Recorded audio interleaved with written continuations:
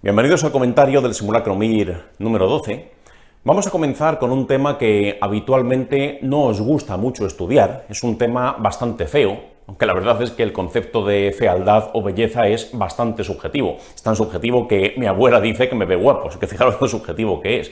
Bromas aparte, es un tema que habitualmente no os gusta. Las neumopatías intersticiales, que incluyen la fibrosis pulmonar idiopática y la histiocytosis X y la linfangioleiomyomatosis y otras muchas enfermedades muy raras y muy difíciles de clasificar, al Ministerio, por desgracia, le gusta preguntarlo, sobre todo en los últimos años. Cuando yo preparaba el MIR era una cosa anecdótica, casi no caía ni no era muy rentable preparárselas, pero sin embargo ahora se están preguntando cada vez más, sobre todo teniendo en cuenta que además el Ministerio está poniendo fotografías, lo cual incrementa la probabilidad de que estas enfermedades aparezcan alguna vez. Así que bueno, pues vamos a hacer lo posible por simplificar este capítulo. Buena noticia, ya ha dado la mala, que es lo que vamos a hacer por lo menos esta primera mitad del vídeo, ahora viene la buena. Este capítulo es fácil de estudiar, en el fondo, es fácil de estudiar. ¿Cómo lo simplificas? Haciendo una pequeña tabla donde pongas las 4 entidades más relevantes, después haremos otra segunda tabla donde pondremos alguna más, las que tienen causa conocidas y son más sencillas de estudiar todavía, pero sobre todo aquí el recurso que tienes que emplear para aprendértelas es la comparación. Vamos a hacer algunas preguntas que aparecen en este simulacro para apoyarnos en ellas y dejar las cosas claras, pero sobre todo aquí ser muy selectivo con la información que te aprendes. El nombre de la enfermedad, 4 datos clínicos, a lo mejor en algunos casos algo referente al tratamiento y sobre todo qué es lo que las distingue entre ellas. Eso es lo que más te pueden preguntar aquí. Así que bueno, vamos a comenzar. Hacemos primero una tabla comparativa. Voy a dividir en 4 partes la pizarra y vamos a ver que es un capítulo que no es tan terrible. Bien. Las 4 entidades que vamos a ver al comienzo de todo son la fibrosis pulmonar idiopática, esta va a estar en esta columna, después la linfangioleiomyomatosis, luego la histiocytosis X y por último la sarcoidosis. Una cuestión al respecto. Si os vais al manual, estas 3 las vais a encontrar en el mismo capítulo, enfermedades pulmonares intersticiales sin causa conocida, etc. Sin embargo, sarcoidosis tiene su capítulo propio más adelante en el manual. ¿Qué es lo que pasa? ¿Por qué las ponemos juntas? Pues porque al Ministerio les gusta preguntarlo junto. La sarcoidosis puede producir muchas manifestaciones sistémicas, es la gran imitadora de otras muchas patologías, pero sin embargo, al Ministerio, cuando te preguntas sarcoidosis suele ser en este contexto, comparándola con esto o con esto, así que merece más la pena estudiarlo a la vez, para poder compararlas mejor. Vamos a comenzar con esta tabla y a ver qué es lo interesante. Bueno, en total, si yo me voy al manual y me estudio patologías intersticiales sin causa conocida, patologías intersticiales con causa conocida, es decir, por inhalación de polvos orgánicos, que después vamos a ver, hay inorgánicos también, depende, más la sarcoidosis, en total serían aproximadamente unas 20-22 páginas. Todo esto se puede simplificar, como digo, en 2 pizarras, un folio por las 2 caras y te sobraría espacio, Así que por eso aquí, atención, no nos liemos. Todo lo que no venga en esta tabla y en la siguiente, pues servirá para incrementar tu cultura médica, pero no te va a dar probablemente más puntos en el MIR. Cuando te sepas lo que voy a decir ahora y lo que voy a decir después, pues estupendo ya, si quieres amplías, pero hay que ser selectivo, hay que saber lo que uno le conviene estudiar. El tiempo no es infinito, ni las ganas de hacerlo tampoco. Así que bueno, comenzamos con esta fibrosis pulmonar idiopática. Aquí arriba del todo, bajo el nombre de las diferentes entidades, voy a poner lo que tenga que ver con su etiopatogenia. Y la etiopatogenia de una enfermedad que se apellida idiopática, os podéis imaginar que es desconocida y por tanto no voy a escribir nada. Como mucho, si te vas a un libro te van a decir, por un agente desconocido, por un mecanismo incierto, resulta que los macrófagos que viven en el alveolo se vuelven locos. Eso te lo dirán con otras palabras más cultas desde el punto de vista inmunológico, se excitan y empiezan a elaborar no sé qué sustancias o no sé qué otras y al final, como consecuencia de ello, el fibroblasto se excita y empieza a fibrosar el pulmón, y empieza a producir lo que llamamos fibrosis, porque hay fibrosis pulmonar, porque es en el pulmón, idiopática, porque no sabemos por qué sucede. Fijaros que al final esto de aquí arriba me lo puedo saltar, así que no nos compliquemos.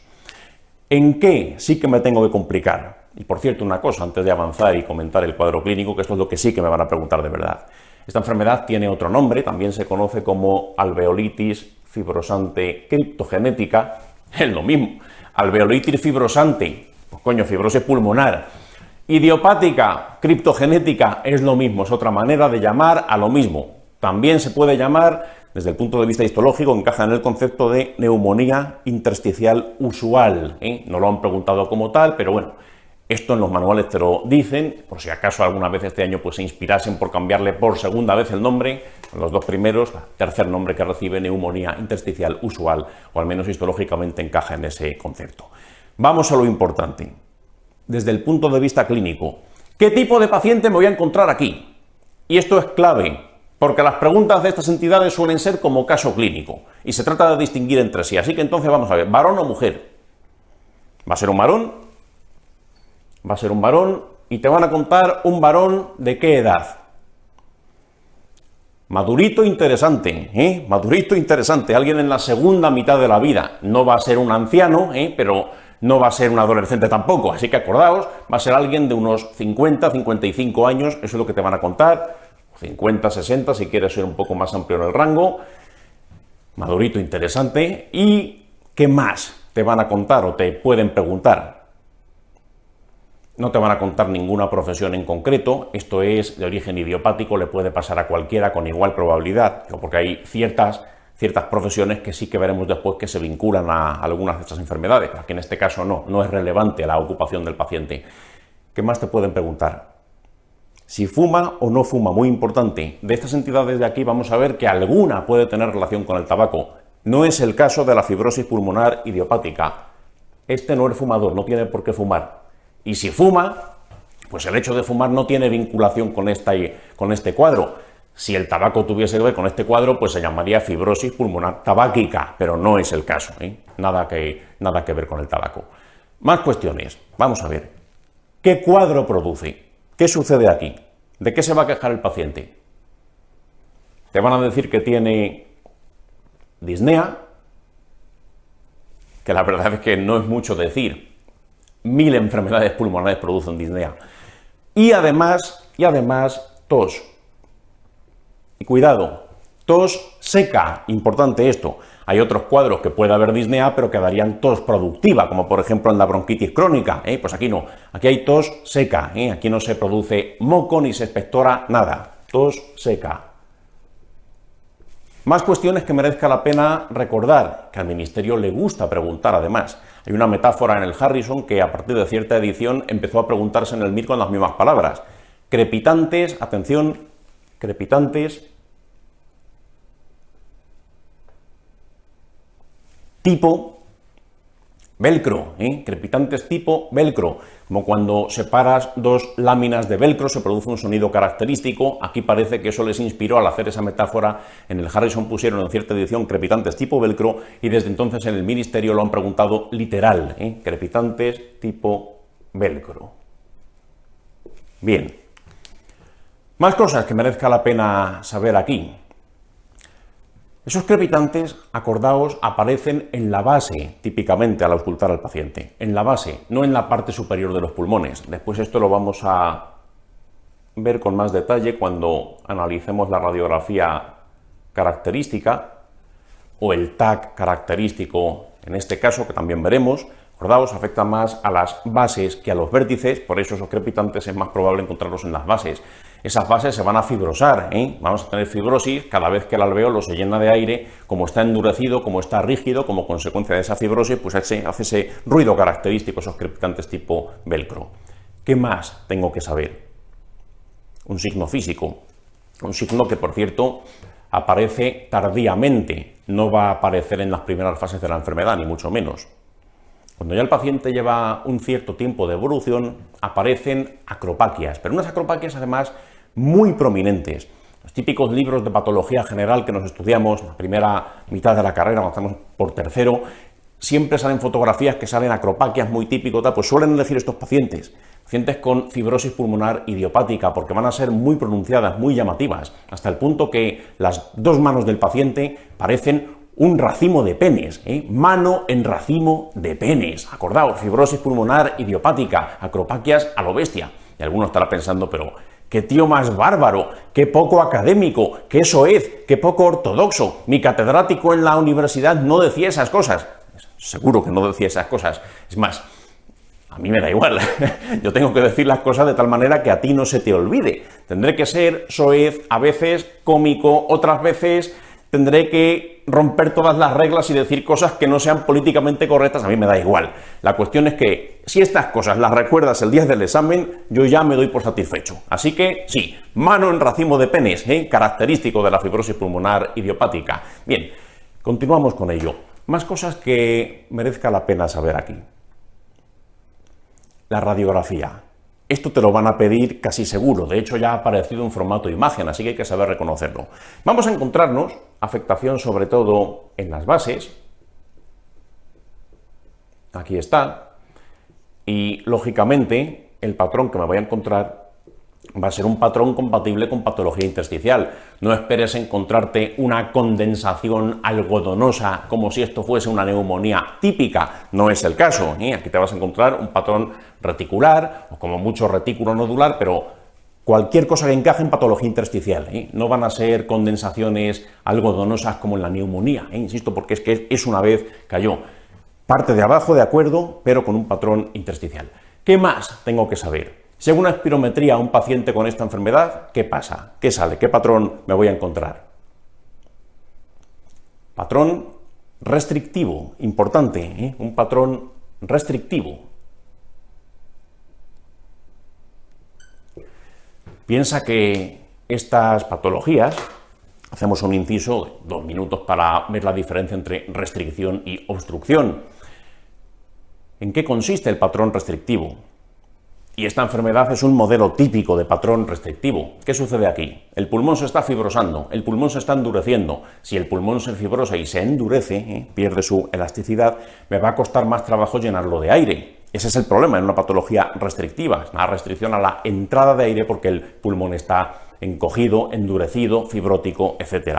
¿Qué va a pasar entonces? Pues el patrón restrictivo se va a caracterizar porque voy a tener encogidos los diferentes volúmenes pulmonares, los diferentes volúmenes y capacidades van a estar encogidos. Un pulmón pequeño, un pulmón que le cuesta distenderse. Esta es la típica enfermedad restrictiva parenquimatosa, que afecta al parénquima pulmonar. El patrón restrictivo no es como una enfermedad obstructiva. Prototipo de enfermedad obstructiva, pues el EPOC. Bien, ¿qué es lo que pasa en el EPOC? Cualquier enfermedad obstructiva. El aire entra, no hay problema, yo puedo meter aire en el pulmón. Lo que le cuesta a una enfermedad obstructiva es expulsar ese aire. Por ejemplo, en la bronquitis crónica, donde tengo engrosadas las paredes de los bronquios, donde tengo la luz de los bronquios llena de moco, etcétera. El aire entra, pero después le cuesta que salga. Lo mismo que en el asma. El aire entra, paciente en una crisis asmática, entra aire, pero después cuesta que salga, por eso oigo sibilancias y esas cosas. Bueno, pues aquí acordaos, patrón restrictivo, eso es lo que ocurre. Vamos a seguir viendo qué sucede si hago diferentes pruebas. ¿Cómo va a estar la difusión, la DLCO?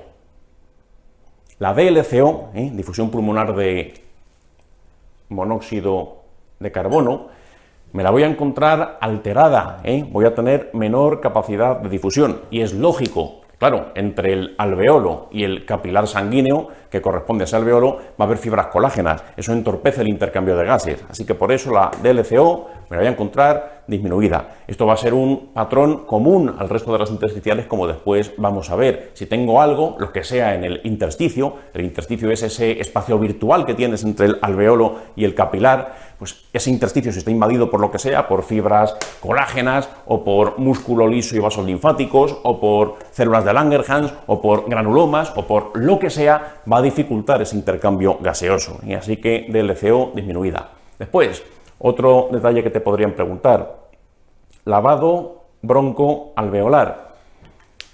Si yo hiciera a estos pacientes un lavado broncoalveolar, ¿qué es lo que me voy a encontrar? Voy a encontrar un incremento de los polimorfonucleares.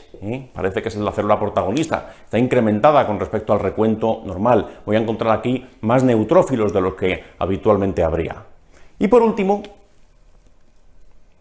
vamos a hacer una pequeña consideración. ¿Qué tal pronóstico tiene esta entidad, la fibrosis pulmonar idiopática? ¿Es de las buenas o es de las malas dentro de este capítulo? Es de las malas, La fibrosis pulmonar idiopática es de las malas.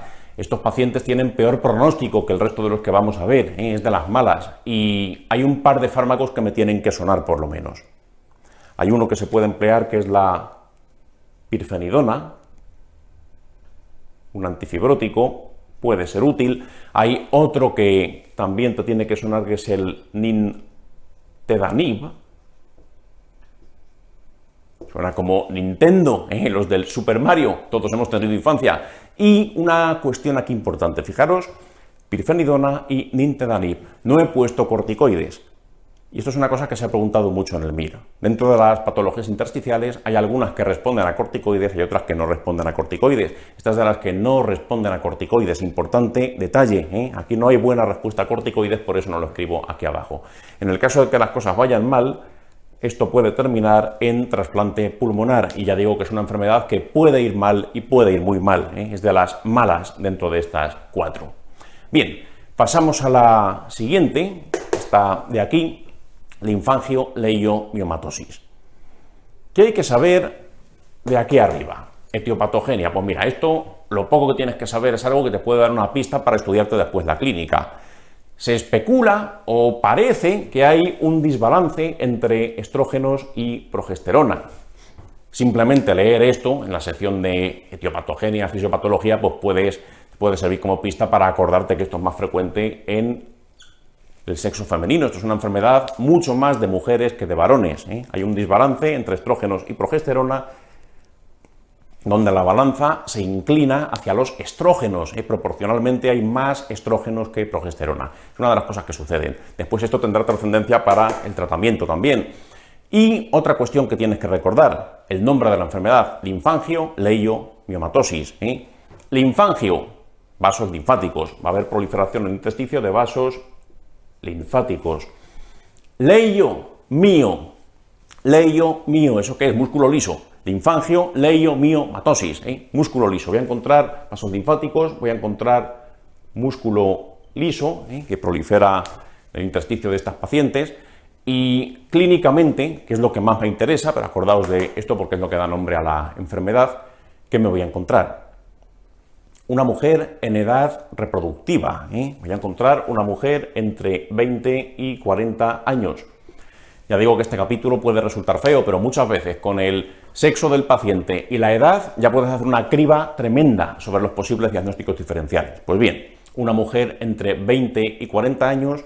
Y otra cuestión que han preguntado en el examen: ¿fuma o no fuma? ¿Esta enfermedad tiene vinculación con el tabaco o no? No la tiene, La linfangioleiomyomatosis no tiene vinculación con el tabaco. Bien, ¿qué clínica me van a contar? ¿Qué cuadro me van a decir que padece la paciente? ¿De qué se queja? Pues como el otro. Tiene un cuadro de disnea, muy original dentro del capítulo de neumología. Esto no es muy definitorio. Se puede acompañar de tos seca. Aquí no hay ningún motivo para que con la tos expectore. Y atención, porque la radiografía de tórax me va a ser muy reveladora de las cosas que pueden pasar aquí. Vamos a dibujarla.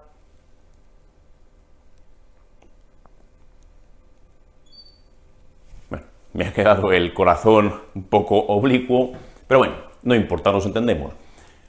Bases o vértices, muy importante esto. A la hora de estudiarte este capítulo tienes que fijarte muy bien de cuáles afectan más a bases, cuáles afectan más a vértices, por un motivo muy sencillo.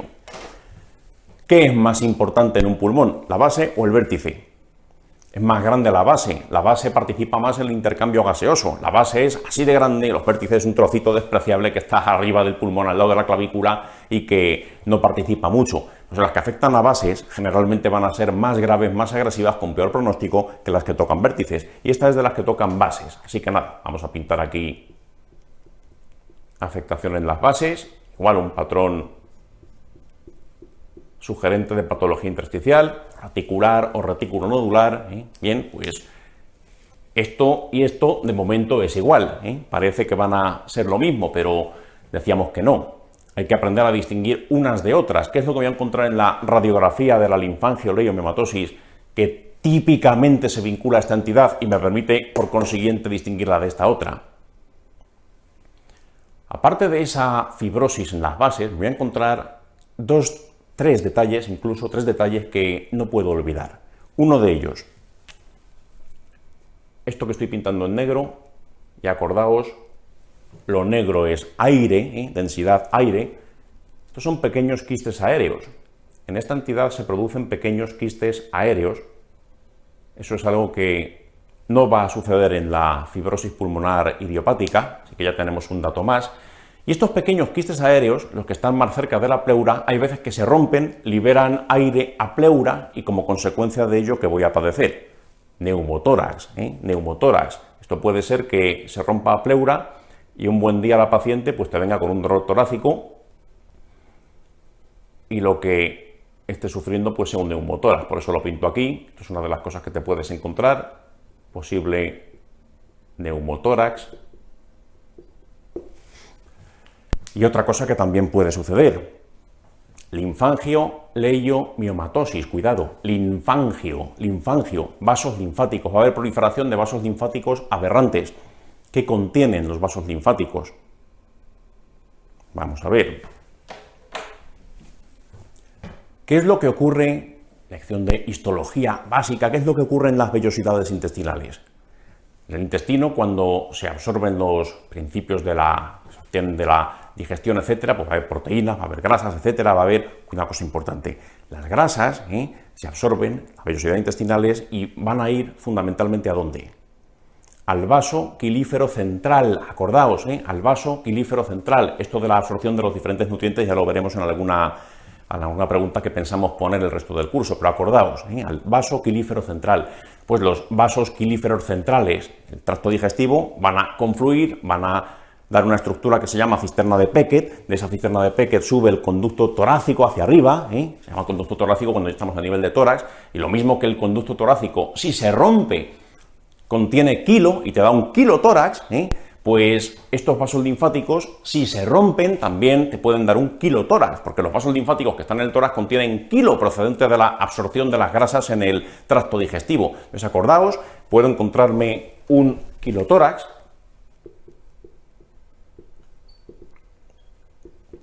Lo voy a pintar en otro color para recordarlo mejor. Kilotórax, lógicamente, es un tipo de derrame.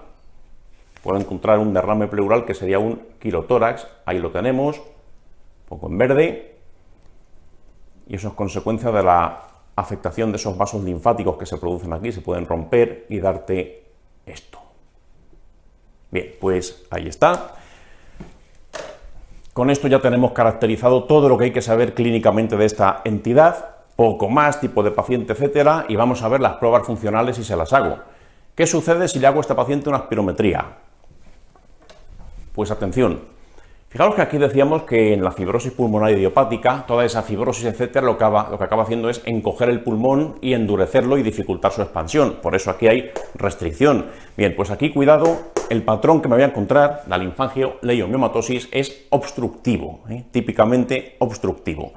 Puede a lo mejor tener un componente de restricción, pero predomina la obstrucción. Muy importante ese detalle. Es fundamentalmente obstructivo. ¿Y eso por qué? Esa proliferación de músculo liso, esa proliferación de vasos linfáticos, parece que tiene lugar más cerca de los bronquios, en la zona peribronquial. Entonces acaba colapsando, acaba empujando desde fuera la vía respiratoria, la hace más estrecha y por ese motivo predomina la obstrucción más que la restricción en esta entidad. Es más obstructiva que restrictiva.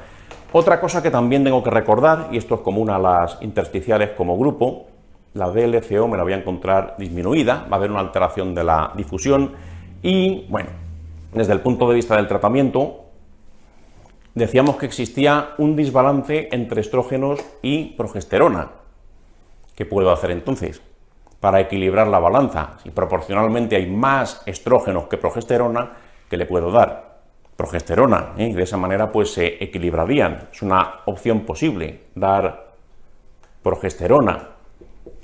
Se han probado más cosas, se ha probado dar antiestrógenos con el mismo fundamento. En el pasado no era raro, se hacía en algunos casos oophorectomías, eso hoy día es absolutamente anecdótico, pero que sepáis que eso en su día pues se hizo para evitar ese predominio de estrógeno, progesterona, etcétera. Por supuesto, en casos graves, esta enfermedad puede ir mal. No es tan grave como la fibrosis pulmonar idiopática, pero puede ir mal, ¿eh? ¿Por qué? Pues dentro de las que vamos a ver es de las malas, es de las que toca bases. Bien, pues lo que decía, puedo dar progesterona, se han hecho otras cosas, que no es tan importante, acordaos sobre todo de dar progesterona para equilibrar ese cociente, y si las cosas fuesen mal, pues puedo acabar trasplantando un pulmón por esta patología, y puede ser grave. Tercera entidad de la tabla, histiocytosis X. Pues vamos a ver, de la histiocytosis X tengo que recordar cuál es la célula protagonista, y la célula protagonista va a ser la célula de Langerhans. Perdonadme, que voy muy pequeño. Ahí, la célula de Langerhans. Y también hay que recordar otras cosas. Esta enfermedad, la histiocytosis X, realmente puede ser sistémica, me la puedo encontrar en otras partes del manual, puede ser sistémica, la puedo encontrar en el libro de endocrino, porque hay veces que puede afectar al eje hipotálamo-hipofisario y producir diferentes consecuencias. Lo puedo encontrar también en el manual de traumatología, porque puede afectar a hueso. Y bueno, una cuestión lógica, cuando tiene un carácter sistémico y no solamente toca pulmón, pues el pronóstico es peor, ¿eh? Como resulta fácil de entender. Bien, pues vamos a ver el tipo de paciente que nos encontraríamos aquí. Claro, esto puede dar lugar a una bonita historia de amor. Es un varón de entre 20 y 40 años, ¿eh? En edad joven, en edad fértil, en edad de merecer. Bien, pues imaginaos el siguiente cuadro. Están en la sala de espera de un neumólogo, pues muchos pacientes que van a que les visite el especialista, y bueno, pues allá hay mucha gente mayor tosiendo, expectorando, y de repente pues un varón joven y una mujer joven cruzan un par de miraditas y acaban hablando porque hay una hora y media de espera hasta que les vea el neumólogo. ¿Y tú qué tienes? ¿Qué te trae por aquí, siendo tan joven y tan bien parecida? Pues mira, pues es que yo tengo una linfangioleiomyomatosis. ¡Qué interesante eres! Yo lo que tengo es una histiocytosis X. ¡Oh, qué interesante eres tú también! Y bueno, pues empiezan a hablar un rato y él le dice a ella: oye, como queda mucho para que nos vean, ¿podemos salir un momento a la calle a fumar un cigarro? Y ella le dice: no, yo no fumo, porque tengo una linfangioleiomyomatosis. Y él le dice: no, pues yo sí fumo, porque tengo una histiocytosis X y esto es una enfermedad de fumadores, ¿eh? Porque lo dice el manual de la academia. Acordaos de eso. La histiocytosis X sí que tiene que ver con el tabaco. Pues no deberías fumar porque tienes una enfermedad pulmonar y eso no es bueno. Bueno, pero puedo permitirme fumar porque mi enfermedad pulmonar es menos grave que la tuya, ¿eh? Tú sí que no deberías permitirte fumar porque si tú con linfangioleiomyomatosis además fumases sería bastante peor. ¿Cuál es más grave de las dos? Es bastante más grave, por lo general, la linfangioleiomyomatosis que la histiocytosis X. Y lo ponemos gráficamente. ¿Qué es lo que pasa en la histiocytosis X? Que afecta arriba, afecta a vértices, sobre todo. Las que afectan vértices suelen tener menos trascendencia. Por eso, hombre, no es que esté bien que fume, pero efectivamente, tal como él decía, es una enfermedad que es menos grave que la de su compañera de consulta. La linfangioleiomyomatosis, acordaos, mujeres jóvenes, bases, la histiocytosis X, todo lo contrario, varones jóvenes que fuman, a diferencia de esta, que está a vértices, es menos grave. Bien, pues este es su primer encuentro neumológico, así es como se conocen. Alguno estará pensando, pues vaya historias que te montas, cada uno se aprende las cosas como puede. Tienes que intentar que el estudiar, no te voy a decir que el estudiar sea divertido, porque difícilmente el estudiar va a ser una fiesta, pero por lo menos que sea lo más interesante posible, por lo menos que sea lo más rompedor posible. Desde luego, sentándote delante de un libro y pasando páginas y rumiando información, ya puede estar en primera vuelta, segunda vuelta o séptima vuelta, que te vas a aburrir y las cosas no se van a fijar bien en la cabeza. Cuando algo es poco académico, aberrante, poco ortodoxo, como la mano en racimo de penes del primer paciente, pues es más sencillo que te acuerdes. Así que, bueno, pues aquí acuérdate de esa bonita historia. Hoy podría haber una versión tecnológica, el Neumotinder. Cada uno sube su radiografía de tórax, Tinder, y quien lo ve al otro lado de la línea, pues le gusta, no le gusta, pues exactamente igual. ¿Cómo es la radiografía de tórax de este señor? Pues vamos a compararlo con su compañera sentimental. Vamos a ver, ¿qué tienen en común? Hay una fibrosis, de acuerdo, pero aquí afecta arriba y a ella le afectaba abajo. ¿Tienen algo más en común? Ahora lo veremos a continuación. Primero vamos a hablar de la clínica para que se entienda mejor. ¿Qué manifestaciones clínicas tiene o puede tener la histiocytosis X? Y he dicho que es una enfermedad más leve que la linfangioliomatosis. Este perfectamente puede ser asintomático. Muchos casos de histiocytosis X se diagnostican por casualidad. Cuando alguien se hace una radiografía de tórax por otro motivo, pues resulta que se encuentra en ese patrón, pero no es algo que al paciente le produzca molestias, por lo menos en muchos casos. Otros sí que pueden tener afectación, casos más graves, pues puede haber disnea, puede haber tos seca. Fijaros que lo pongo en minúsculas, porque va a ser menos acentuado, por lo general, menos grave que en las otras dos que hemos visto. Y cuidado con esto, aquí viene lo que sí comparten. Ella tenía pequeños quistes aéreos que se podían romper y dar un neumotórax, etcétera. Pues esto lo comparten. Parece que al final ese Neumotinder les va a dar un alto grado de compatibilidad. Pues aquí están. Esto que veis son pequeños quistes aéreos, por supuesto, se pueden romper a pleura y eventualmente producir un neumotórax. Así que lo pinto, aquí tenemos posible neumotórax. Este podría ser su segundo encuentro, que tengan un neumotórax que coincida en el tiempo y acaben viéndose por segunda vez en la planta de neumología con el pleurevac por el pasillo. Bien, más cosas, pero más aparte. ¿Qué es lo que no comparten? Esto de aquí, lo del quilotórax, eso es algo que tienes que recordar de la linfangioliomatosis. Aquí no va a haber ningún tipo de derrame pleural, no tiene por qué existir. Así que bueno, pues hay cosas que se parecen, hay cosas que se distinguen. El neumotórax es algo común, es algo que les une. Desde el punto de vista de las pruebas, si le hago una espirometría, ¿qué me puedo encontrar o qué me voy a encontrar aquí? Me puedo encontrar varias cosas. Total normalidad, restricción u obstrucción. Todo es posible, todo es posible. Pero de cara al MIR, ¿y qué es lo relevante? Hay algunos asintomáticos y que no tienen clínica y que esto es un hallazgo casual y que las pruebas pues me dan normales, ¿de acuerdo? Pero si ya tenemos suficiente gravedad como para que se produzca alguna alteración, ¿cuál es más frecuente? ¿Restricción u obstrucción? Cuidado con esto. En su día esto cayó en el examen. Y hay libros que no se decantan por nada. Por ejemplo, en el Harrison, por lo menos en la edición que correspondía al año que se preguntó esto, ¿qué es más frecuente aquí? ¿Restricción u obstrucción? Harrison decía que las dos cosas eran posibles y no se mojaba. Sin embargo, el ministerio, ¿qué es lo que dio como correcto? Para nuestro ministerio, que es quien pone el examen, es más frecuente la restricción. Pues ya sabes lo que tienes que contestar si lo preguntan, más restricción que obstrucción. Aunque es verdad que pueden tener un componente obstructivo, pero para el ministerio predomina la restricción, que hacer las cosas como a ellos les gusta. Bien, más cosas del LCO. Aquí hay fibrosis, tal, y esto pues se puede encontrar disminuida, peor capacidad de intercambio. Y bueno, esto es una enfermedad, como decíamos, que en general no va a ir tan mal. De hecho, en general suele ir bien y habitualmente basta no fumar, dejar el hábito tabáquico, con eso pues van a ir bien la inmensa mayoría de ellos. Así que bueno, pues no fumar. Cuarta entidad de la tabla, y ahora pues hacemos unas cuantas preguntas para poner todo esto en práctica. Sarcoidosis. Cuidado con esta.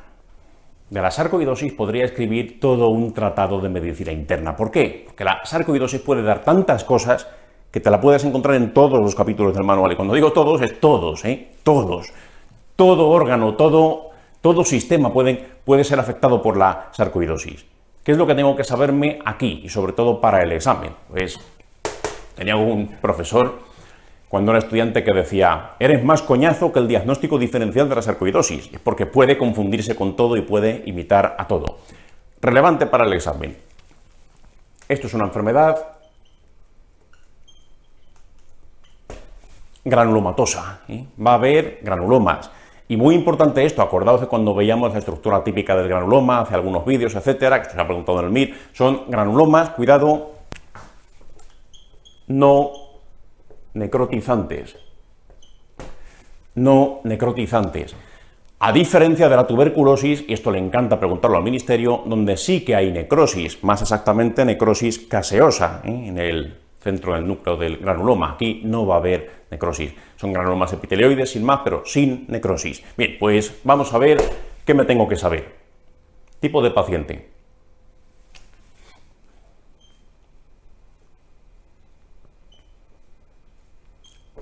Esto te van a contar. En general, una mujer joven, ¿eh? Una mujer joven, una mujer entre 20 y 40 años. ¿Fuma o no fuma? No lo hace, ¿eh? No lo hace. No fuma. Con respecto al tema de la sarcoidosis, si me voy al libro, hay una caricatura que es bastante histórica, CTO, que es esta. Fijaros, esta es la caricatura de un paciente con sarcoidosis, y fijaros que aquí lo que han elegido lo que eligieron para dibujarlo, pues es un varón de raza negra, más frecuente en la raza negra, por ese motivo la caricatura es así, y sin embargo nos ponen un varón, no una mujer, cuando es más frecuente en mujeres. ¿Esto por qué? Fijaros en el cerebro de este paciente, en el cerebro inferior, fijaros que los testículos los tiene considerables. Esto es una parte buena de esta entidad, y este dibujo nos viene bien para recordarlo. La sarcoidosis puede afectar testículos y puede aumentar el volumen testicular, puede incrementar el tamaño del cerebro, de los dos hemisferios cerebrales. Bien, pues eso viene bien para saberlo, esta imagen que vemos, pero recordad, más frecuente en mujeres que en varones. Y lo que nos interesa hoy, estamos hablando de neumología, no de urología ni de esas cosas. Vamos a hacer un pequeño dibujo.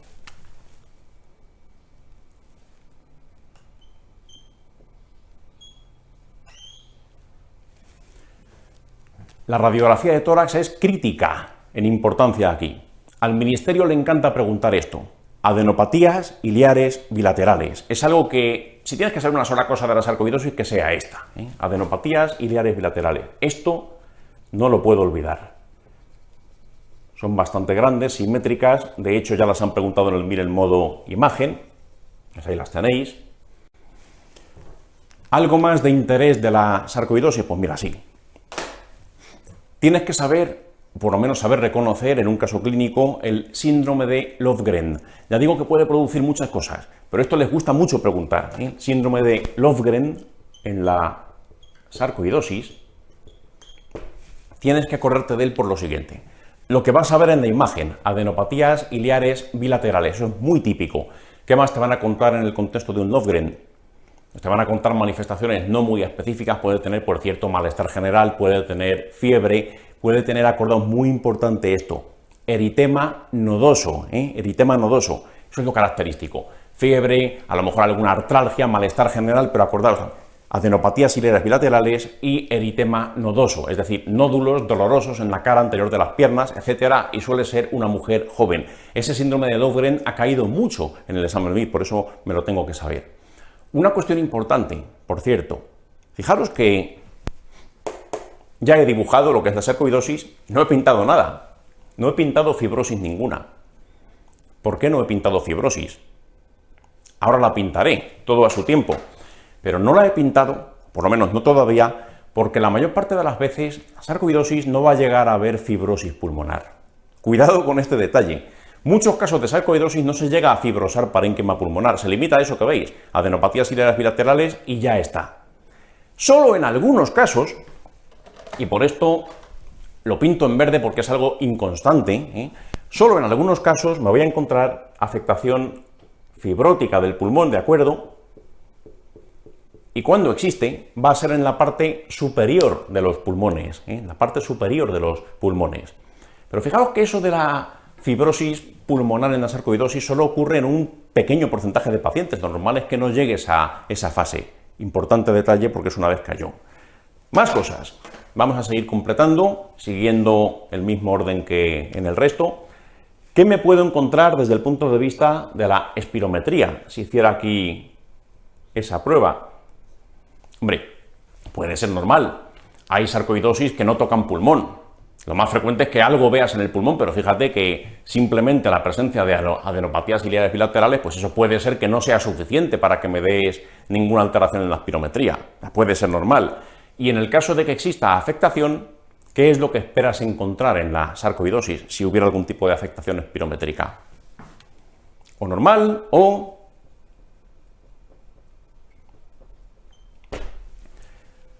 restrictivo, en caso de que aparezca algo. Restrictivo. Bien, la DLCO me la puedo encontrar alterada cuando hay fibrosis, por el motivo que decíamos. Y aquí hay una cosa interesante. Fijaos que el lavado broncoalveolar, aquí lo mencioné porque esto se ha preguntado más, aquí y aquí me he callado. Este de aquí es bastante evidente. Histiocytosis X, pues si hago un lavado me puedo encontrar células de Langerhans, que es lo que es la célula protagonista de la enfermedad. Pero este sí que lo voy a escribir porque este sí lo han preguntado y de hecho lo han preguntado varias veces. En un lavado broncoalveolar normal hay linfocitos. Todos tendríamos linfocitos si nos hicieran un lavado de estos. Y existe, de forma natural, una proporción correcta entre CD4 y CD8. No hace falta que sepas cuál es la proporción correcta en un sano, da igual, olvídate de eso. Lo que sí que tienes que saber es que en la sarcoidosis, si yo hiciera un lavado broncoalveolar, ese cociente CD4, CD8, está incrementado, es decir, es favorable a los CD4. Proporcionalmente hay más CD4 que CD8, si comparas con un paciente normal. Hay más CD4 que CD8. Cociente incrementado. Por último, ya para terminar esta tabla, ¿qué es lo que sucede qué tratamiento se pone en la sarcoidosis? Muchas veces el tratamiento es sintomático, sin más. Un paciente con síndrome de Löfgren y nada más, muchas veces con reposo y AINES te puede servir. Con eso se quita. No todos van a requerir corticoides. Esto también lo ha preguntado el Ministerio. El tratamiento de la sarcoidosis pueden ser corticoides y va a responder a los corticoides, pero no en todos los casos de sarcoidosis los voy a poner porque son fármacos que tienen sus efectos secundarios y la sarcoidosis, aunque termine en osis y suene terrible, como todo lo que se apellida osis, no es tan terrible. Es una enfermedad que en muchos casos va a ser benigna y autolimitada. Solamente voy a poner corticoides en los casos más agresivos, cuando se documente pues, una afectación importante en pulmón o esté tocando ciertos órganos que sean también de importancia. La sarcoidosis que toca, por ejemplo, corazón y me da un bloqueo AV por los granulomas que me están tocando el nodo, pues coño, voy a poner corticoides, pero en general la sarcoidosis va a evolucionar bien. El tratamiento puede ser o sintomático o en los casos que precisen corticoides. Importante, fijaros como de estas 4 entidades que hemos hecho en la tabla, solamente esta se beneficia del tratamiento con corticoides.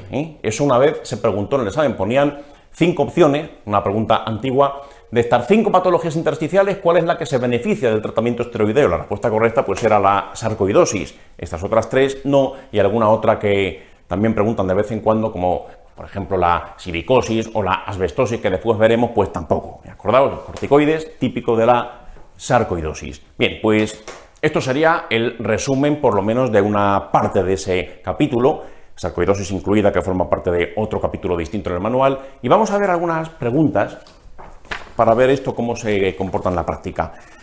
Pregunta número 18. Dice: paciente de 66 años.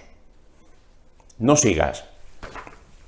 Fibrosis pulmonar idiopática, por lo menos es el que tiene una edad que se aproxima más a esto. Ya os digo que la edad aquí es muy importante para el diagnóstico diferencial. Sigo leyendo, dicen que es exfumador de 20 paquetes año, no fuma actualmente, acordaos, no tiene vinculación con el tabaco esta patología. Nos dicen que es un funcionario jubilado, no te cuentan ningún trabajo que requiera inhalación de gases tóxicos o de polvos o de cosas de esas, nada de eso. Te dicen que tiene tos seca y disnea de esfuerzo los últimos 9 meses, ese es el cuadro con el que suelen debutar, como decíamos. Y nos cuentan que en la exploración física tenemos crepitantes en las bases pulmonares, los famosos crepitantes tipo velcro, que le gustan al Ministerio.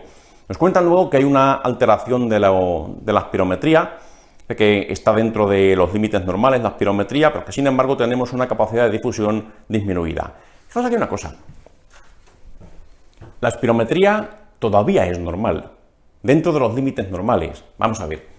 La espirometría con el tiempo, en caso de producir algo, va a dar un componente restrictivo, pero al comienzo de la enfermedad puede ser que todavía no se manifieste nada, ¿eh? Para ver alteraciones espirométricas tiene que haber ya un cierto grado de afectación, ¿eh? Eso no va a estar desde el principio. Pero lo típico, acordaos, restrictivo, si te quieren contar un paciente de libro.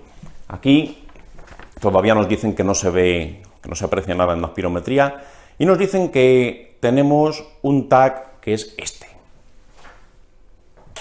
Este es el TAC. La radiografía ya hemos comentado, afecta más a las bases, etcétera, tal. ¿Qué es lo que voy a ver en el TAC? En el TAC igual, voy a encontrarme más afectación en las bases, muy importante, y con el paso del tiempo, según va progresando la enfermedad, una cosa que ya han preguntado en el MIR, en el TAC, a ver, fibrosis en las bases, y me puedo encontrar también, cuidado, como panalización, pequeños agujeritos negros que recuerdan un poco a las celdillas de una colmena, de ahí el panal de abejas es la metáfora típica, panalización que afecta más a la parte más periférica del pulmón, a la parte más cercana a la pleura del pulmón, cuando ya existe esa panalización. Fijaros, en esta imagen se ve muy bien, en las zonas más cercanas a la pleura. Esto ya cayó muy parecido en un MIR de hace pocos años. Bien, pues la respuesta correcta sería, por tanto, la 1, fibrosis pulmonar idiopática. La opción 2, asbestosis. ¿Qué me tienen que contar para que alguien tenga una asbestosis? ¿Dónde tiene que trabajar? O en la construcción, o en una fábrica de frenos, o en una empresa de demolición de edificios. Eso lo veremos después cuando hagamos la siguiente tabla. La 3, sarcoidosis, no tiene mucho que ver con lo que hemos visto, en absoluto. Y la 4, neumonitis por hipersensibilidad. Eso se debe a la inhalación de polvos orgánicos, ¿eh? Y aquí pues nos han dicho que es un funcionario jubilado, no tiene tampoco mucha relación. Aquí hay dos cosas que le faltan para ser el caso típico del libro. Lo que ya hemos dicho, todavía no hay afectación espirométrica y no nos han contado, me faltaba lo importante,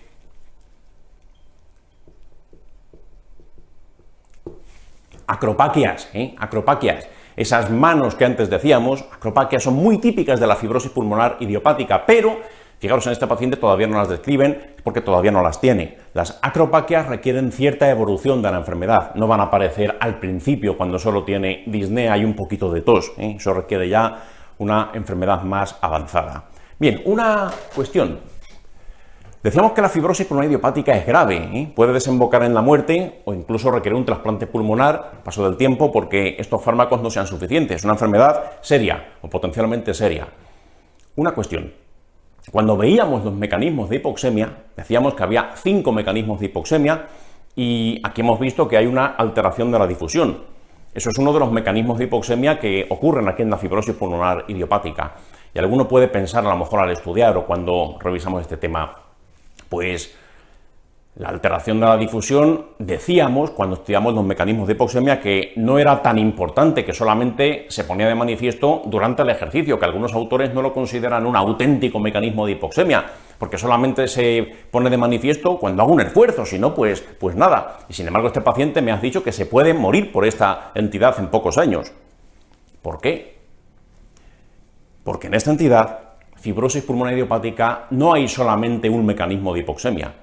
Hay una alteración de la difusión, ¿de acuerdo? Efectivamente, por sí sola no sería suficiente para matar al paciente, para que tenga ya disnea, que muchas veces va a llegar a ser de reposo y el paciente no se puede ni mover porque se ahoga. Cuidado con esto, aquí hay más mecanismos de hipoxemia. Hay fibrosis, por eso se altera la difusión, pero también hay destrucción del parénquima pulmonar. Con el paso del tiempo va a haber áreas de panalización, va a haber fibrosis que se acaba cargando los alveolos. Con el tiempo, aparte de este trastorno de difusión, por esa destrucción de parénquima pulmonar voy a encontrar un desequilibrio ventilación-perfusión. Hay varios mecanismos que participan en esta entidad. Por eso es tan grave, no es solamente por el tema de la difusión. Bien, pues nada más con respecto a la pregunta número 18. Fijaros, hay una muy parecida. Nos dicen que es un paciente de 58 años, edad típica. Nos dicen que es abogado, es decir, que no tiene ningún trabajo que requiere inhalar nada. No parece que tenga relación con eso. Disnea, más tos seca, más patrón intersticial en las bases, con áreas de panalización siempre lo preguntan igual, siempre lo preguntan igual. Lo único que te puede faltar es lo de las acropaquias, eso te lo cuentan ya en casos más avanzados, pero por lo demás siempre es igual. Son patologías que se prestan mucho al diagnóstico diferencial. Eso es lo que tienes que grabarte a fuego, cómo distinguir una de otra, una de otra, una de otra, y muchas veces son 2 o 3 palabras, no requieres mucho más que eso. Bien, vamos a ver qué nos dicen en la 230, dicen: ¿cuál de las siguientes alteraciones consideras la menos probable desde el punto de vista del estudio funcional respiratorio? Vamos a ver. Desde el punto de vista funcional, patrón restrictivo, es lo que nos vamos a encontrar. Pues a ver, opción por opción. Dice la 1, capacidad pulmonar total disminuida. ¿Qué decíamos de la restricción? ¿Qué hace la restricción? Fibrosa el pulmón, lo encoge, lo endurece, y por tanto, pues los volúmenes y capacidades van a estar pequeños. No me extrañaría la 1, volumen o capacidad pulmonar total disminuida, normal, pulmón pequeño y encogido. 2, volumen residual disminuido, pulmón pequeño y encogido. Todos los volúmenes voy a encontrar pequeños. 3, DLCO disminuida, como en todas las del grupo. Y cuidado con la 4, dice cociente FEV1 FVC disminuido. ¿Qué es lo de la 4? La 4 es el índice de Tifenó. Y el índice de Tifenó, acordaos, ya dedicaremos unos minutos en alguna pregunta en otro simulacro a hablar un poco más sobre el trastorno obstructivo y el trastorno restrictivo y qué te pueden preguntar en el examen, pero acordaos, el Tifenó, que es el cociente que aparece en la opción número 4, eso se va a alterar, va a disminuir típicamente en la enfermedad obstructiva, en el patrón obstructivo. Cuando hay restricción, ese Tifenó no va a estar disminuido, va a estar normal, o en algunos casos incluso puede estar levemente elevado, pero no disminuido. Así que por eso la 4 no sería, porque la 4 es un patrón de obstrucción al flujo aéreo. Por eso la 4 es la que no me encaja. Pregunta número 21, sección de imágenes. Una paciente de 37 años es enviada por el hallazgo radiológico que se muestra en la imagen vinculada. Está asintomática desde el punto de vista respiratorio. ¿Qué diagnóstico darías? ¿Qué ves aquí? Adenopatías iliares bilaterales, es decir, sarcoidosis. Fijaros cómo nos ponen un caso asintomático. Aquí no me encuentro fibrosis en la parte superior del pulmón, aquí no me encuentro que tenga tos, ni que tenga disnea, ni que tenga nada. Asintomática, y casualmente me he encontrado con esto. Decíamos que en estas entidades, las dos eran más graves, pero estas dos de aquí podían ser hallazgos casuales. Este puede ser asintomático y esta también puede ser asintomática y encontrarte eso casualmente en una radiografía que haces por otro motivo. Así que por eso, aquí la pregunta número 21, respuesta correcta 3, sarcoidosis, no tiene mayor dificultad. Esa imagen hay que reconocerla nada más verla. El Ministerio la ha puesto ya varias veces en la sección de fotos del examen. Y ya cerramos con esto las preguntas de esta primera pizarra. Nos dicen aquí, una mujer de 50 años que no fuma, que tiene desde hace 3 años una disnea progresiva, una tos no productiva, tiene crepitantes finos en las bases, y nos cuentan, fijaros, un patrón respiratorio pues que da idea de obstrucción. Nos cuentan un Tifenó del 60%, una capacidad pulmonar total del 130%, una cosa importante, acordaos. El trastorno obstructivo puede aumentar el tamaño del pulmón. Puede ser que la capacidad pulmonar total esté mayor que en una persona sana cuando hay un trastorno obstructivo. ¿Por qué? Porque en el trastorno obstructivo, ¿qué es lo que ocurre? El aire entra, pero después le cuesta salir. Por eso, con el paso del tiempo va a haber un atrapamiento aéreo. El pulmón puede ser mayor de lo normal. Ejemplo típico de esto, pues el enfisema. En el enfisema tenemos unos pulmones grandísimos, con muchísimo aire, pero es todo a expensas de eso, de volumen residual, un aire que entra y que después no puede salir. Eso puede ocurrir en la obstrucción, y aquí pues ocurre. Tifenó disminuido, capacidad pulmonar total incrementada, luego fijaos como dice VR, que es el volumen residual, del 170%, El pulmón ha crecido, pero es a expensas de esto, del volumen residual, un aire que entra, pero que después no soy capaz de expulsar. Eso es lo que caracteriza la obstrucción. Y en el TAC nos encontramos unas imágenes quísticas diseminadas. Pues ya está. De las opciones que nos dan, la que más se parece pues sería la número 2, linfangio, leio y hematosis. ¿Cuáles son las dos de las imágenes quísticas? Esta de aquí y esta de aquí. Si es en bases, pues es esta. ¿Qué es lo único que llama un poco la atención de esta paciente? Pues tiene 50 años, normalmente pues te van a contar a alguien más joven, pero si no es por ese pequeño detalle, encaja casi perfecto. Así que por eso pues la 2 sería la que habría que marcar. La número 1, eso del EPOC, ¿qué te tendrían que haber dicho? La mayor parte de los pacientes con EPOC van a ser fumadores, ¿eh? Te van a contar un fenotipo característico, en el fenotipo como el del enfisematoso, alto, soplador que está disneico todo el rato, etcétera, o como el bronquítico crónico, que suele ser más bajito, más gordito, cianótico, que tose, que expectora. Aquí no, aquí te están contando la típica paciente con el hallazgo habitual de linfangioleo-miomatosis. Por eso la 2 sería. La 4, histiocytosis X, acordaos, varón joven, parte superior, tiene demasiada clínica para tener una histiocytosis X, suele comportarse más benigna que la linfangioleo-miomatosis. Nada más con respecto a esas 4 preguntas que hemos visto. Vamos a borrar la pizarra y nos vamos a otra tabla donde vamos a rematar este tema. De este tema es mucho más importante esta tabla que la segunda que vamos a ver. La segunda la voy a contar de manera mucho más rápida porque se pregunta menos, se preguntan 2 o 3 detalles nada más. Borramos esto.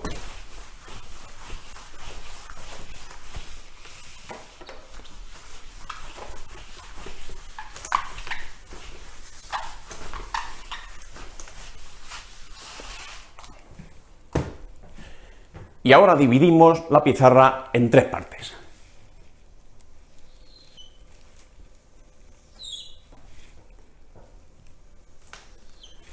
Y atención a lo que voy a decir.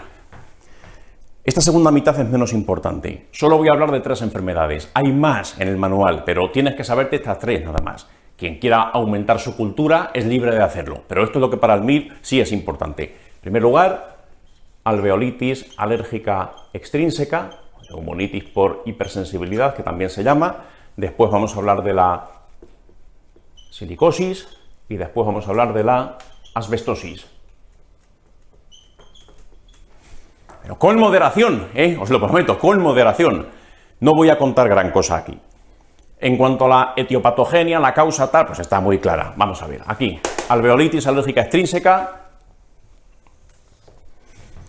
polvos orgánicos, polvos orgánicos. Puede ser porque trabajo en un animalario y estoy inhalando pelo de conejo o de ratón o del bicho peludo que tenga en mi animalario, porque soy un biólogo que está haciendo una tesis sobre no sé qué y necesito ratones, típico. O soy un paciente que trabaja en una sauna y resulta que en la sauna hay ciertos hongos en el ambiente que yo inhalo. O resulta que soy panadero e inhalo por las mañanas todos los días levadura. En fin, cada uno lo suyo, pero inhalan polvos orgánicos. Eso es lo que tienes que recordar. Después, silicosis, pues evidentemente que inhala el de la silicosis. Muchas veces con decirte a qué se dedica pues es suficiente. Es un paciente que trabaja en una cantera. En una cantera. O es un trabajador de chorro de arena en la construcción, alguien que esté dedicándose a eso, que pueda inhalar arena o similar. La arena hay sílice, nada más que eso. Asbestosis, cuidado aquí, el asbesto es un material que se caracteriza porque resiste altísimas temperaturas. Por eso el asbesto se ha utilizado para fabricar frenos de vehículos. El freno tiene que aguantar unas temperaturas altísimas. Por fricción, el freno se puede calentar mucho. Para que ese material no se destruya, puede contener asbesto. Fábrica de frenos, típico. Fábrica de frenos. Otra cosa que también te podrían decir, es un trabajador de la construcción. Hoy día no se construye con asbesto, eso está prohibido, eso se sabe que no es bueno, por ese motivo pues no se utiliza. Pero antiguamente sí se empleaba, y un paciente que actualmente pues tiene 65, 70 años y ha trabajado durante 40 años o más en la construcción, pues hubo una época de su vida que sí se expuso al asbesto. Pues a lo mejor eso pues te lo podrían contar, trabajador de la construcción, o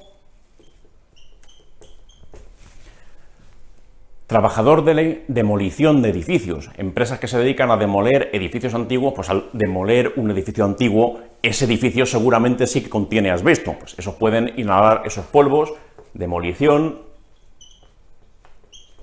etcétera. Pero el más típico, fábrica de frenos, eso es muy característico, eso es lo que te podrían buscar si quisieran. Bien, solamente con esto ya puedes acertar preguntas, ¿a qué se dedica el paciente? Pero bueno, vamos a ver un poquito el cuadro clínico, a ver cómo es, para que nos resulte sencillo. Alveolitis alérgica extrínseca, vamos a ver. Hay 2 posibilidades, que te lo cuenten en fase aguda o que te lo cuenten cuando el paciente ya tiene una cierta evolución. ¿Qué es lo que pasa si yo tengo alveolitis alérgica extrínseca y mi desencadenante fuesen, por ejemplo, pues las plumas de pájaros? Pues el primer día muy probablemente no me van a diagnosticar. ¿Por qué? Porque el cuadro clínico que da al principio, si yo tengo esta enfermedad y me expongo a las plumas de las palomas, que tengo un palomar en mi pueblo, y los fines de semana me gusta ir allí a cuidar las palomas, bueno, pues el cuadro que da en fase aguda se parece mucho a una neumonía bacteriana. A eso se parece. Te van a contar un paciente, cuadro agudo, te van a contar un paciente que tiene infiltrados pulmonares, atención, infiltrados pulmonares y fiebre y malestar general y tos, y si le hago una analítica voy a encontrar una leucocitosis con desviación izquierda. ¿A qué suena todo esto? Fiebre, malestar general, desviación izquierda, leucocitosis, infiltrados en los pulmones, un cuadro agudo. Eso parece una neumonía. Este paciente muchas veces le van a poner un tratamiento que pueda ser útil para esto, pues que le pongan, por ejemplo, levofloxacino. El paciente al segundo día o tercero está mejor, se quita la fiebre, se cura y ya está. Eso suele ser el primer episodio. Es muy raro diagnosticar una neumonitis por hipersensibilidad el primer día que la padece. ¿Por qué? Porque se parece mucho más a una neumonía aguda, ¿eh? Y una cosa muy importante, alguno estará pensando, oye, pues es que si es una neumonitis por hipersensibilidad o alveolitis alérgica extrínseca, como es de origen alérgico, habrá una pista en la analítica, seguramente el hemograma tendrá eosinofilia. ¡No! ¡Mucho cuidado con eso! No da eosinofilia, no da eosinofilia. Ojalá lo diese. Porque si diese eosinofilia, efectivamente sería una pista y no pensaría en una neumonía bacteriana normal y corriente, ¿eh? Porque eso no daría eosinofilia. Pues es que esto tampoco da eosinofilia. Este detalle ha caído en el MIR recientemente, mucho cuidado con él. Neumonitis por hipersensibilidad o alveolitis alérgica extrínseca, por muy alérgica que sea, no da eosinofilia en el hemograma. No os podéis ni imaginar la cantidad de gente que falló esa pregunta, ¿eh? Bien, bueno, pues se parece mucho a una neumonía aguda, pero con el paso del tiempo, a medida que va viendo pues varios episodios, uno y otro y otro, y el paciente se va exponiendo más veces y más veces a esas plumas de las palomas cada vez que va a su pueblo, al final, ¿qué pasa? Al final, y así, con el paso del tiempo, ya se genera la fibrosis, ya se genera la afectación intersticial como tal, característicamente afecta más a la parte superior de los pulmones, con ese cuidado con ese detalle. Es igual que en la sarcoidosis, en la parte superior de los pulmones. Lo que pasa es que aquí no te vas a encontrar las adenopatías ciliares bilaterales. Acordado, parte superior. Y otra cosa que tienes que recordar, en el caso de que haya afectación, por cierto, esto ya en fase crónica, en caso de haber afectación de algún tipo, pues esto es más normal que haya restricción. La DLCO naturalmente va a estar disminuida porque hay fibrosis, tal, pero cuidado con esto. Cociente CD4, CD8. En la sarcoidosis, ¿qué decíamos? Que había más tendencia a los CD4, hay más CD4 que CD8. Pues aquí ocurre al contrario. Aquí el cociente CD4, CD8 está disminuido, ¿eh? Aquí parece que pesan más los CD8 que los CD4. Al contrario exactamente que la sarcoidosis. Esto es una cosa que puede ser difícil, fea, memorística, que probablemente se te va a olvidar, pero cuando vuelvas a repasarte esta asignatura, vuelve a mirarlo porque este detalle sí ha caído, ¿eh? 4 sarcoidosis, 8 neumonitis por hipersensibilidad. Bien, pues nada más. ¿Cuál sería el tratamiento? Diagnosticarlo cuanto antes y cambiar de afición, dejar las palomas y dedicarte a jugar a las damas chinas, si quieres, o a coleccionar sellos, o algo que no haya que ignorar nada, ¿eh? Porque esto va a más en el caso de que el paciente continúe. Retirarle del medio, retirarle de la exposición a eso que le produce el cuadro. Bueno, a veces incluso cambiar de trabajo. ¿Qué le vamos a hacer? Pues no puede usted ser panadero porque la levadura que utiliza usted, pues al inhalarlo, etc. Bien, aquí, silicosis. ¿Qué te van a contar? Esto es lo más importante. Si te vas al manual te vas a encontrar diferentes formas de silicosis, que es silicosis aguda, silicosis acelerada, silicosis simple, silicosis no sé qué, da igual, olvídate. Apréndete la silicosis más clásica, que es la que vamos a ver a continuación. La silicosis de siempre, la silicosis normalita, no hace falta que te aprendas todas las silicosis que existen porque te puedes volver loco y no es rentable para el examen, te vas a liar. Apréndete esto. ¿Qué afecta más, abajo o arriba? Esta enfermedad, en caso de afectar, afecta más arriba. silicosis afecta más arriba. Esto es muy importante, ¿eh? Cuando estudias las intersticiales tienes que saber si es más de bases o más de vértices. Eso es muy importante, se ha preguntado muchísimas veces. Y aparte de que afecta más arriba, hay otro detalle radiológico que se ha preguntado varias veces en el MIR y son las adenopatías. Todas adenopatías. Y alguno estará pensando, pues esto me recuerda a la sarcoidosis. Te lo puedes recordar. Ambas afectan arriba, ambas dan adenopatías, pero cuidado, cuidado. Color rojo para acordarnos. Las adenopatías de la silicosis tienen una característica especial. Adenopatías en cáscara de huevo, adenopatías en cáscara de huevo. Calcifican por la periferia. Por eso vamos a cambiarles el color. Vamos a ponerles en rojo para recordar ese calcio. Adenopatías en cáscara de huevo, muy típico de la silicosis. Más cosas que pueden merecer la pena recordar. Esto, desde el punto de vista de la espirometría, me puedo encontrar alteraciones restrictivas, me puedo encontrar alteraciones obstructivas. Ambas cosas son posibles, pero ¿qué predomina? Predomina la obstrucción más que la restricción. ¿Por qué? Es sencillo.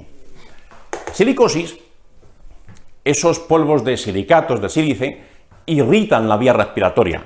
No solamente van a contribuir a que se fibrose el parénquima pulmonar, que también, y por eso se estudia en este capítulo, sino que además irritan las vías respiratorias y por ese motivo va a haber inflamación dentro de los bronquios.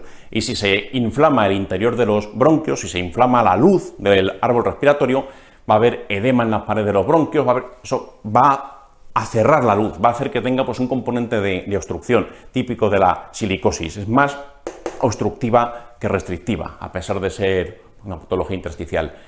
Y otra cosa también, y esto se ha preguntado en el MIR muchísimas veces, hasta el punto que lo pongo de otro color todavía distinto. Quien padece silicosis incrementa mucho el riesgo de padecer tuberculosis. Eso se ha preguntado muchas, pero muchas veces. Más silicosis, más tuberculosis. Esa es la asociación característica de esta entidad. No hace falta que sepáis mucho más, Fijaros que aquí no voy al detalle. Aquí el trabajo, la radiografía como mucho y si tiene alguna vinculación. Por último, la asbestosis. ¿Qué hay que saber de la asbestosis? Aquí voy a poner dos radiografías, no una. Atención. Esto que veis. Placa de tórax. Una cosa que te van a contar muchas veces en estos pacientes es que tengan placas pleurales, un engrosamiento en forma de placa en las pleuras, en particular en la parte inferior del pulmón. Pero mucho cuidado con esto, La presencia de estas placas pleurales engrosadas, calcificadas, esto no es asbestosis. Esto no es asbestosis. Para tener asbestosis, ser diagnosticado de esta enfermedad, necesito algo más. La mera presencia de placas, lo que significa simplemente es exposición crónica al asbesto. Habrá mucha gente en esa fábrica de frenos, habrá bastante gente que a lo mejor si lleva allí 20 años o 30 años, con el tiempo te va a engrosar las pleuras. Eso es por exposición crónica al asbesto, pero eso en sí mismo no es asbestosis. Para tener asbestosis y poder ser diagnosticado en rigor de esa enfermedad, decir propiamente que este tío tiene asbestosis, cuidado, esto es una auténtica asbestosis, ojo, el que tenga asbestosis también se ha expuesto durante mucho tiempo al asbesto, así que las placas, pues claro que las va a tener, van a estar ahí también. Pero lo que define que alguien tenga asbestosis no son las placas, que también van a estar, va a ser la fibrosis del parénquima pulmonar. Es alguien que tiene placas pleurales, de acuerdo, que trabaja en la fábrica de frenos o en algún ámbito parecido, pero acordaos, hay fibrosis en parénquima pulmonar. Sin fibrosis no hay asbestosis. Importante recordar eso. Esa fibrosis hay veces que en la placa de tórax a lo mejor no se ve bien, pero en el TAC sí que se va a ver, Tiene que haber fibrosis para que alguien le pueda poner esa etiqueta. Usted tiene asbestosis. Bueno, DLCO disminuida, que se me ha olvidado ponerlo, pero está claro, estamos en una intersticial. Y por último, Patrón. Si a un paciente con asbestosis le hago una espirometría, que me encuentro un patrón fundamentalmente restrictivo. Restrictivo. Restricción. Bien. Cuidado con la típica trampa. Esto alguna vez ha caído en preguntas ya muy antiguas. La asbestosis no está de moda, pero si quisieran liarte, si quisieran ir a pillar paciente que trabaja en una fábrica de frenos, asintomático, sin ninguna alteración en la espirometría, en ninguna prueba, no tiene nada, pero en la placa de tórax me encuentro placas de engrosamiento pleural, placas pleurales. ¿Qué tiene? Nada, placas pleurales, exposición crónica al asbesto, pero mientras no haya fibrosis, mientras no haya alteración de las pruebas tal, no puedes hablar de una asbestosis. Cuidado con eso, tiene que haber fibrosis. Bueno, pues lo único, lo pongo en azul para ir de la mano con este. Asociación típica de la asbestosis. Quien tiene asbestosis, aparte de la patología pulmonar, ¿a qué se vincula o qué puede predisponer? Cáncer, cáncer. La asbestosis predispone al cáncer.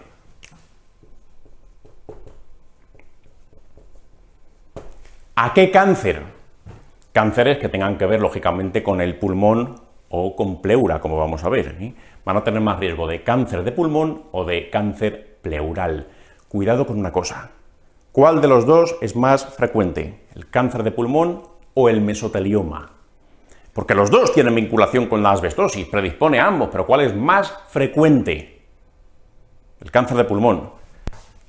El cáncer de pulmón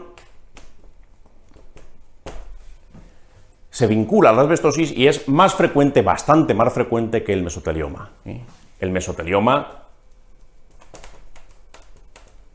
también puede aparecer, por supuesto. De hecho, es una asociación muy clásica. Muchos pacientes que tienen mesoteliomas son pacientes que además tienen asbestosis. Con mucho cuidado con este detalle. Si te preguntan cuál es el más frecuente, no hay que confundir lo más frecuente con lo más típico. Típica trampa del ministerio, lo hacen así muchas veces.